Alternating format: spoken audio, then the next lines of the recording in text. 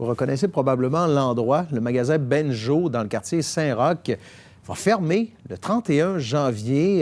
Il venait tout juste de célébrer son 20e anniversaire. Bon, Anne-Sophie, on peut dire d'une certaine façon que c'est une page d'histoire qui se tourne dans ce quartier-là. C'était symbolique, là, ce magasin. Tout à fait, Bruno, et je me trouve à côté de la grenouille que vous reconnaîtrez probablement, cette grenouille en bronze qui est en quelque sorte devenue un symbole pour la rue Saint-Joseph. Alors, ça a été une journée émotive à la fois pour les propriétaires, mais aussi pour la trentaine d'employés qui ont eu la nouvelle ce matin. On nous dit du côté des propriétaires que c'était une réflexion déjà amorcée depuis quelques mois. En fait, la fondatrice de Benjo dit vouloir se concentrer sur les activités du fonds philanthropique de Benjo. Un déménagement du magasin n'est pas non plus envisagé. En fait, il faut dire que Benjo était locataire de ses locaux depuis 2021 lorsque le groupe MAC a racheté l'immeuble. Alors, je vous laisse entendre la fondatrice de Benjo, suivie de quelques clients qu'on a rencontrés un peu plus tôt aujourd'hui. J'ai posé toutes sortes de questions pour en venir à se dire, je pense qu'après 20 ans, on a fait vivre beaucoup de magie. On a eu des discussions aussi avec nos enfants. Benjamin et Joséphine qui ont inspiré le magasin. Et eux avaient plus le goût d'aller dans le résidentiel, l'hôtellerie. Même notre fille fait des projets aux États-Unis. Alors, ça a été une décision pas facile, déchirante.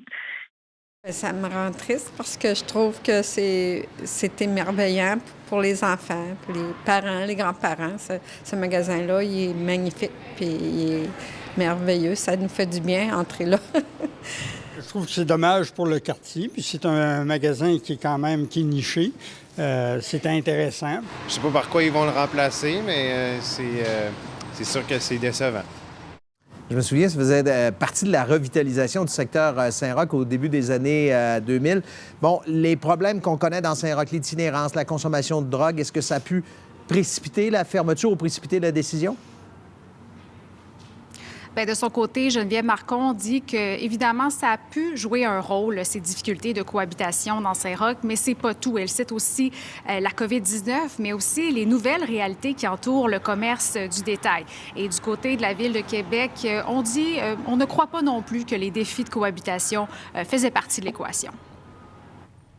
Je pense tout simplement qu'ils sont rendus aussi à une décision d'affaires différente. Et moi, je les remercie des 20 ans de service qu'ils nous ont fait pour Saint-Roch.